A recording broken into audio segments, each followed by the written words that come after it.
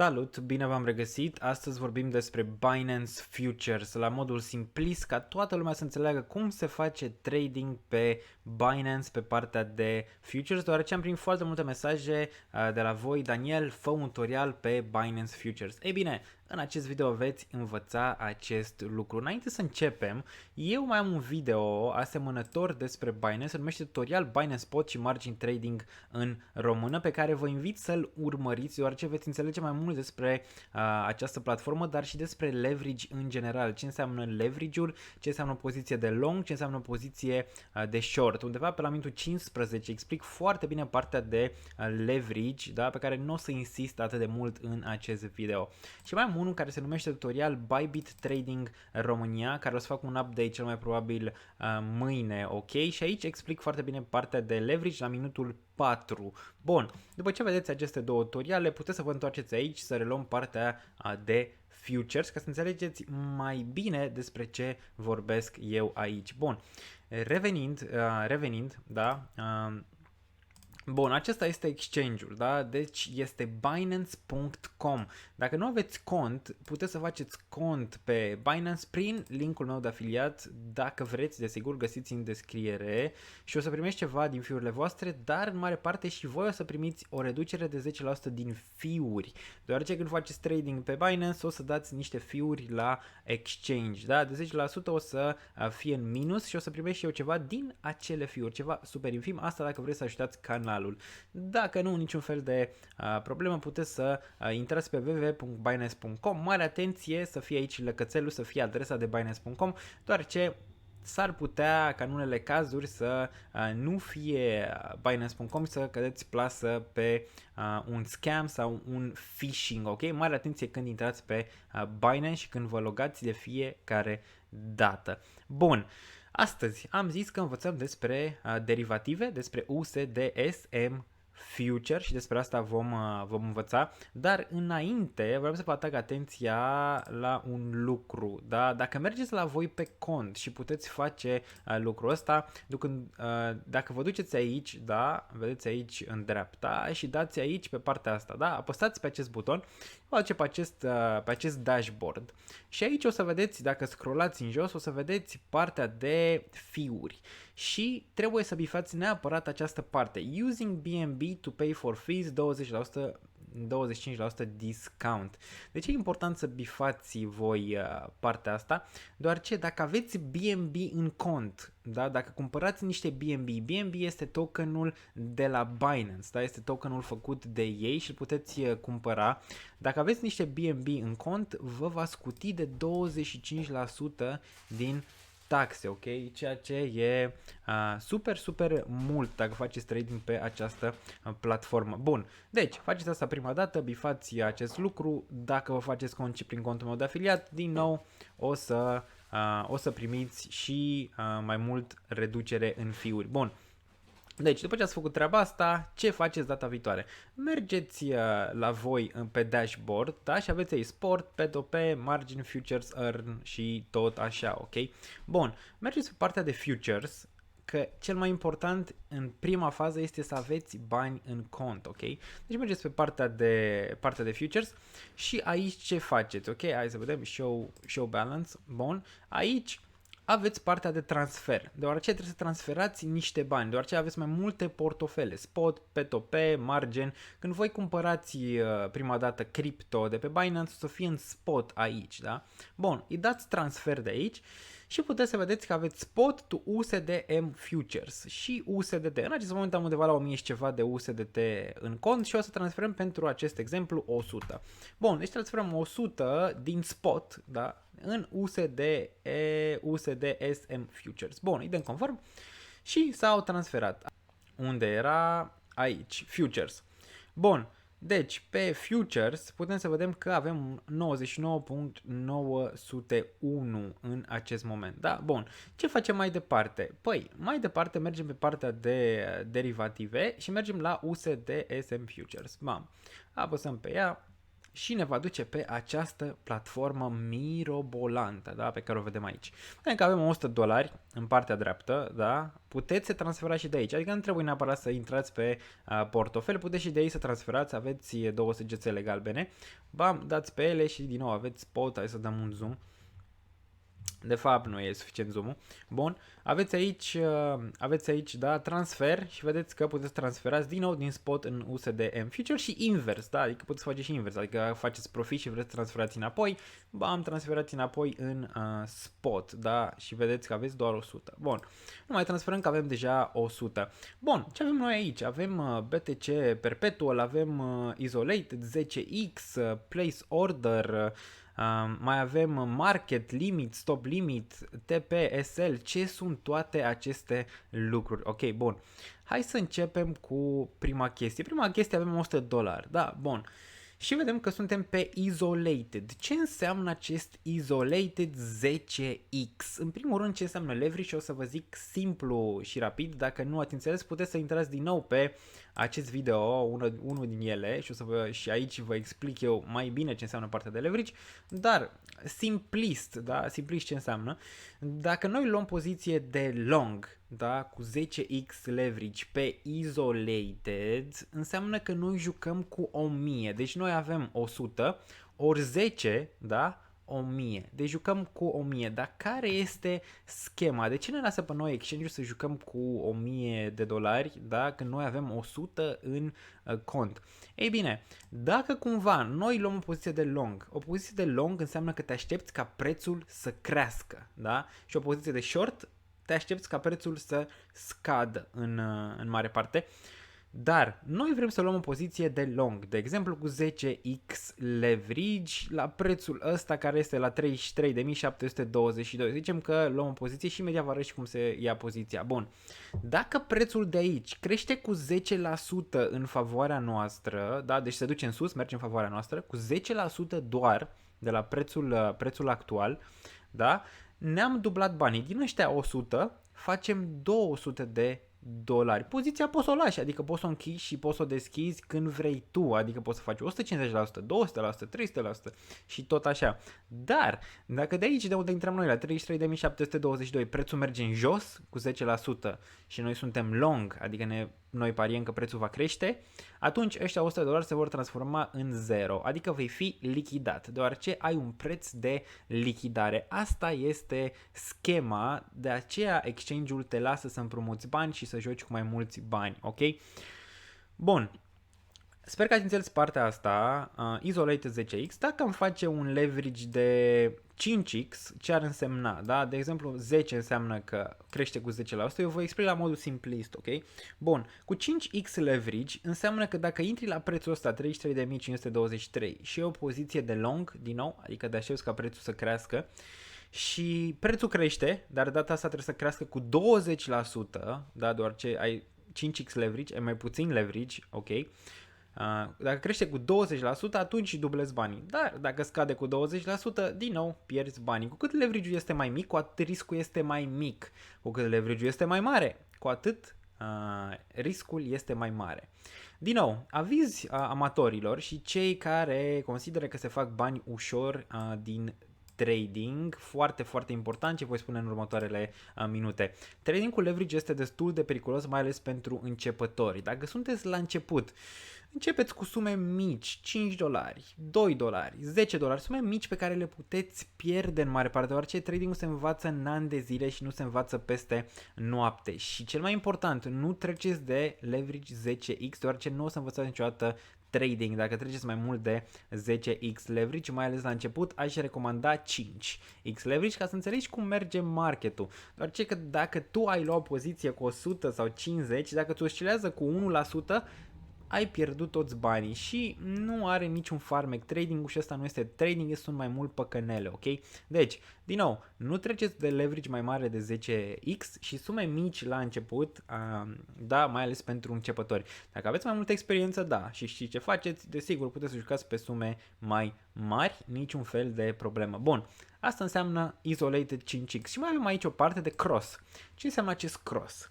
Simplu și rapid, dacă mergem pe cross, ce se întâmplă? Dacă noi luăm o poziție cu doar $10, deci din ăștia nu vrem să-i folosim pe toți, da? Și apropo, dacă ai un buget de 1000, n-ar trebui să joci mai mult de 2% din bancă, niciodată pe un trade. Atenție mare, da? Atenție mare, aviz amatorilor. Bun.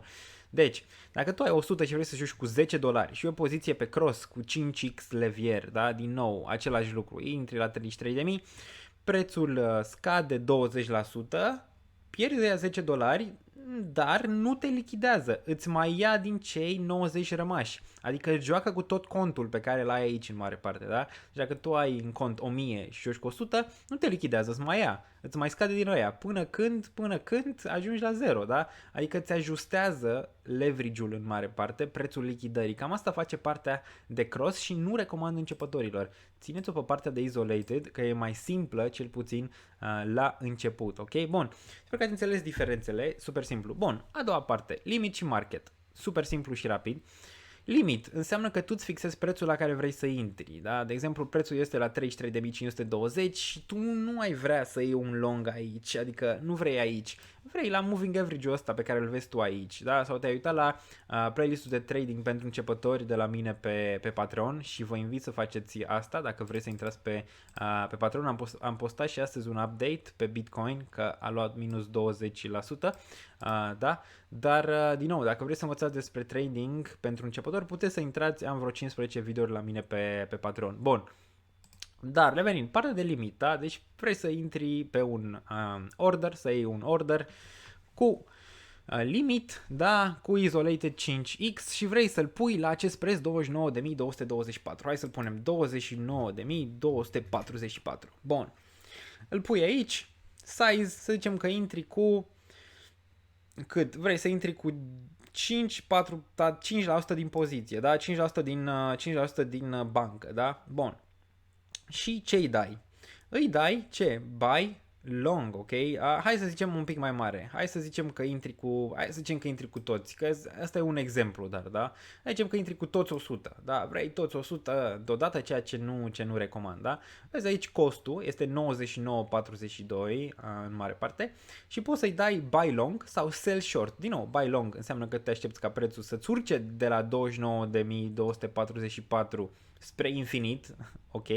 Și sell short, te aștepți ca prețul să-l scadă în mare parte, ok? Deci pentru acest caz îi dăm buy long, ok? Deci buy long și mai vedem aici două chestii, take profit și stop loss. Foarte important acest buton, ok? Deci take profit și stop loss. Take profitul, de exemplu, dacă intri la 29.244, unde iei profit? Iei profit undeva aici, la 33.000 să zicem, da? 33.000, vrei să iei profit, stop loss-ul tău, dacă intri unde? La 29.244, la 29.000,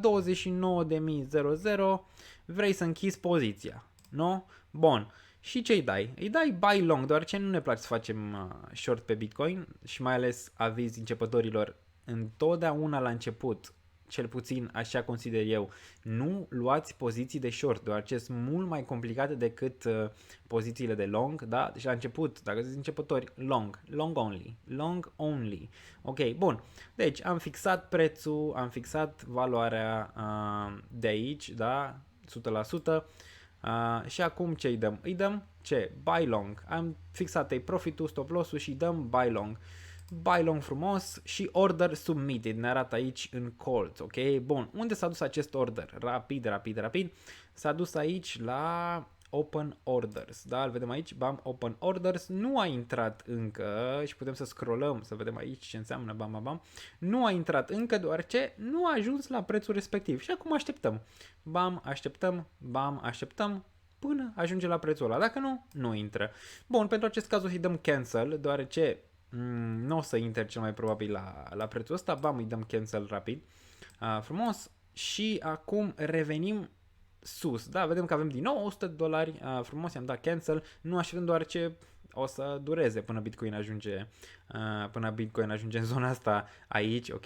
Dar, aviz amatorilor din nou, ar trebui să luați doar poziții de limit, adică să așteptați prețul să coboare la voi, nu să intrați voi în poziție în el, da? Aproape 34.000 Bitcoin, un bounce destul de frumușel. Bun, hai să vedem pe market. Pe market vedem ceva, deci Diferența între limit și market. Pe market intri direct în acțiune. Când ai apăsat butonul de buy long sau sell short, ok, orice ai avea tu, intri direct în acțiune deoarece îți cumpără la prețul marketului, ok? Mare atenție, deci îți cumpără la prețul marketului. Bun. Ce-i facem? Aici avem size, la fel ca data trecută, nu știu, hai să-i dăm 50%, hai să dăm tot 100%, da? Și să-i dăm sell short de data asta. Adică facem short, cu toate că one never shorts Bitcoin, adică nu e ok să-i dai short la Bitcoin în general, dar îi dăm short pentru acest caz cu 5x leverage, adică tu joci cu $500, da? Deci tu joci cu $500, asta înseamnă 5x leverage, dar dacă îți urcă sau coboară prețul cu 20%, fie pierzi, fie câștigi, depinde. Pentru acest caz, dacă am luat short, ce facem? Pariem că va scădea, ok? Deci pariem că prețul de aici va scădea, dacă scade cu 20%, am dublat banii, dacă urcă cu 20%, papa, la revedere, ne-am luat adio de la acești bani. Poziția poți să o oprești când vrei tu. Bun. Deci, îi dăm sell short, nu? Am zis, bam, am pus tot aici, stop, nu mai punem stop momentan, că vă arăt altă fază interesantă. Îi dăm 100%, da, 100%, că luăm toată poziția cu $100, market, sell short. Și ce vedem? Suntem în poziție, order submitted, ok, bam, suntem în poziție și unde o vedem? La poziții aici, ok, bun. Vedem la poziții și suntem deja pe minus, deoarece one never shorts Bitcoin, ok, deci suntem short 5x. Leverage, size-ul, liquidation price. Vedem aici prețul lichidării, da, pe care îl vedem aici, frumos, destul de ok. Da, margin ratio și ce mai avem aici interesant? Mai avem PNL-ul. PNL-ul înseamnă ce bani faci sau ce bani pierzi în mare parte. Momentan pierdem 33 de cenți pe această poziție, da? Și de aici poți să o închizi. Poți să o închizi fie pe market, fie pe limit. Atenție mare, dacă o închizi pe market, îți ia fiuri mai multe, deoarece când ești pe market, tu ești taker, când ești pe limit, ești market maker, adică faci marketul, faci acest order book, ok? Și fiurile sunt mai mici în mare parte, ok? Bun. Deja 0.37, vedeți, de-aia nu e bine să faci short pe Bitcoin, ok?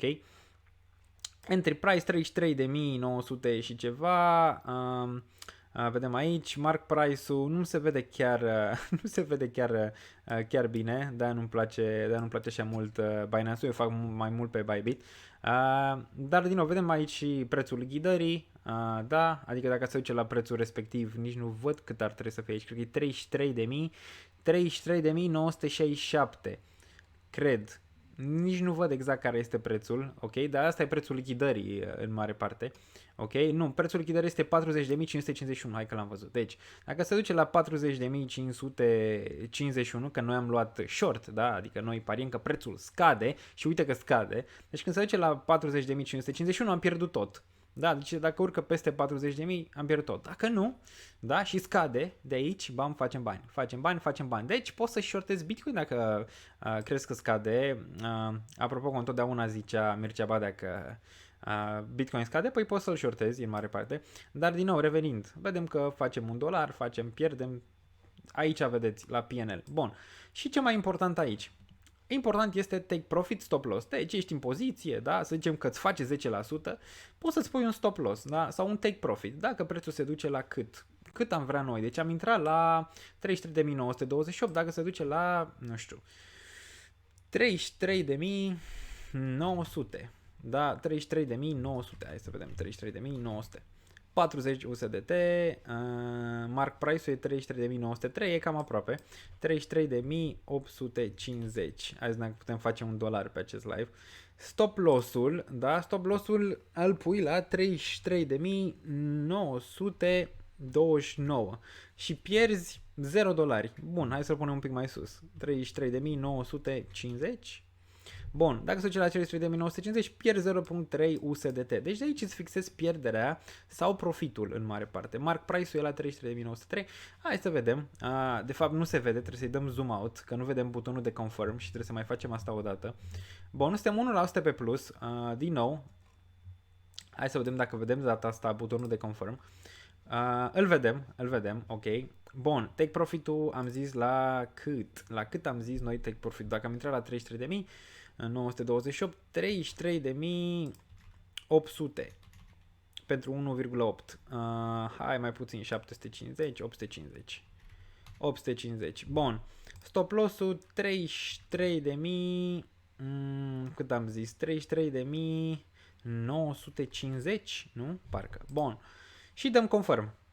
Și ce să vezi? Ne-a pus aici un order. Dacă se duce în zona respectivă, ni-l închide pe profit sau pe pierdere, da? Unde l-am pus noi în zona respectivă, momentan 0.93 este mai aproape de partea de închidere pe pierdere, undeva, nu știu, $1 sau 30 de cenți, da? Așteptăm să vedem dacă îl închide sau nu. Și apoi mergem la order history, 1,5, 1%, încă nu vrea să-l închidă, ok? Dar cam așa merge, ok? Deci cam așa merge partea asta, cred că e destul de ușor de făcut și explicat, ok? Bun, 1.42, 1.37, încă n-a ajuns, mai e până la zona respectivă, mai are până acolo. Putem să-l ajustăm, poți să-l și închizi, adică poți să-l închizi de aici, da? Market, bam sau limit, poți să și-l ajustezi de aici, adică dacă ajunge, n-am pus stopul, cred că n-a luat stopul sau nu știu ce a făcut. În fine, poți să-l ajustezi tu, de aici poți să pui stopul, cred că era momentul ăla, mark price-ul era peste ce voiam eu să pun stop loss-ul și de aia nu l-a luat. Dar vedem, suntem 2%, putem să-i dăm close market, niciun fel de problemă și pierdem câțiva dolari. De aceea nu e bine să faci short pe Bitcoin, vezi? Îi dai market, bam, și s-a închis poziția. Bun, avem din nou un cont 96, deci am pierdut undeva la $4 pe acest exercițiu, da? Și unde îl vedem? Îl vedem aici undeva la order history. Da, order history, bam, buy în zona asta, 34.000 și mai vedem la trade history, aici buy, da, și vedem că am făcut realized PNL minus $3 plus fiurile, desigur undeva la 4. Bun, cam asta este, sper că ați înțeles. Mai vedeți aici puteți să faceți pe diferite monede, adică puteți pe ETH, puteți pe ICX, da, puteți pe orice monedă care există pe Binance să faceți, da, trading cu leverage în mare parte, pe partea de isolated și partea de margin. Cam atât pentru mine astăzi, nu știu dacă mai trebuie să zic ceva, mai zis partea market. Stop limit aici, poți să pui tu stop, când ești într-o poziție pui stop price, da, de exemplu, e la fel ca stop loss-ul de aici, adică ori îl pui de aici, ori îl pui de acolo, cam tot același lucru e, poți să pui stop market și trailing stop. Bun, cam atât pentru mine. Spuneți-mi ce credeți despre acest tutorial și din nou aș aprecia mult dacă ați lăsa un like și un subscribe dacă sunteți privitori nou pe acest canal și apreciez foarte, foarte mult că faceți parte din această comunitate și vă uitați la acest canal de YouTube. O să avem și live săptămâna asta, probabil miercuri sau joi, încă nu știu, o să avem și un invitat. Dar cam atât pentru acest tutorial. Din nou, dacă vreți să intrați pe Patreon, o puteți face, găsiți linkul în descriere. Am făcut și astăzi un market update pe Bitcoin minus 20% și v-am spus opinia mea, ok? Cam atât, ne auzim în următorul video. Salut!